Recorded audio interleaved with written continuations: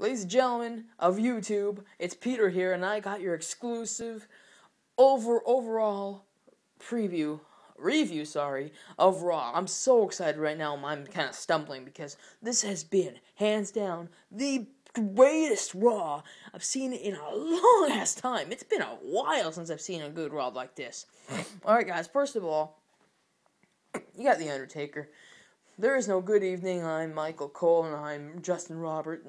We'll get to Cole in a minute, douchebag. We'll get to him in a minute, but honestly, there's none of that. It's all just like, he comes out, you hear his new theme song, it's Ain't No Grave by Johnny Cash. It's unbelievable. I love this song, mainly because it's the irony of The Undertaker. Basically, moving on, he comes out, talks about how 2 icons will enter, but only 1 outlaw will come out. That kind of thing. It's like, you will rest in peace. Even though the game is going to win this match, I can guarantee that. And honestly, you can comment all you want. You can video response all you want. Triple H is winning this match. I guarantee it. Anyway, moving on to the next segment, we had our first match of the night. It was Randy Orton versus David Otunga. And basically, if David Otunga wins, he goes to WrestleMania in the corner of CM Punk. Randy Orton wins, David Otunga, get the hell out of here, basically.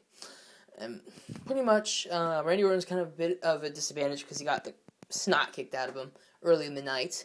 However, he is just basically came back, RKO'd, and then punted David Otunga. Unbelievable. Just a great moment for Randy Orton, I would say. CM Punk, the look on his face is just instant fear. Anyway, on to the good stuff, which made it really, really good. First of all, Michael Cole came out and did his thing, right?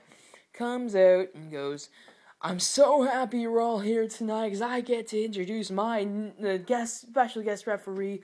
He starts hinting that it's Stone Cold Steve Austin, and then he calls all the Texans tools and fools and whatever he did, or I cheated you, blah, blah, blah, and then it's JBL. JBL comes out, does his, wow, it's so great to be here, I'm so proud of you, Michael Cole, blah, blah, blah, blah, blah, blah, blah, blah. Anyway, afterwards, Stone Cold comes in, he rocks it, you know what I mean? He does the old school Stone Cold Steve Austin stuff with the beer and just drank it all. And then he poured beer all over JBL. And then he picked up the contract, the WrestleMania referee contract, and signed it. So he will be the referee for Jerry the King Lawler versus Michael Cole. Then top the entire segment off by giving Michael Cole a beer shower. And Michael Cole had tears in his eyes. He was embarrassed. Basically, everything every WWE fan has wanted to see these last few months. Sorry, this past 20 years, however the hell long he's been in this business. Jeez. I've wanted that man to suffer since day one. And with Stone Cold Steve Austin as the referee, I can bet right now Stone Cold is going to make it no holds barred. He's going to make it like no submissions, the only way to win is by pinfall or submission, no holds barred, anything goes. I think what's going to happen is he's going to come out of nowhere and just, pulverize Michael Cole so Jerry the King Lawler can get a decent pin and win the match. So go him. Anyway, now that I've gotten through that, even though I could spend the entire video on that subject, because everybody, I bet you about 99.9% of the WWE Universe was loving it. So basically, moving on, Vicky Guerrero shows up. I was actually just posting on Facebook, oh god, please, just let this commercial last 10 minutes. Vicky's on her way. God damn it, right? Dolph Ziggler has a match with, I believe it was, John Morrison. Unbelievable, just watching this, I can't even tell you if it was John Morrison or not. Anyway, moving on. Morrison basically, Dolph Ziggler basically wins this match, and, Vicky gets all excited, blah, blah, blah, and then, bloop, bloop, you hear Jerry the King Lawler actually answers the thing, which made it even better, and pretty much said that Vicky, you can have a job at Raw, but you have to beat Trish Stratus next week on Raw. That's even better. I mean, Trish, not only is she coming back for Tough Enough as a trainer, she is a 7 or 8 time women's champion, and she is going to take Vicky and just shove Vicky to hell and back. This woman is ferocious, and she is hot, and she's the best at the best. And she's from Richmond Hill, where I'm from. She went to Baby Secondary, where I went.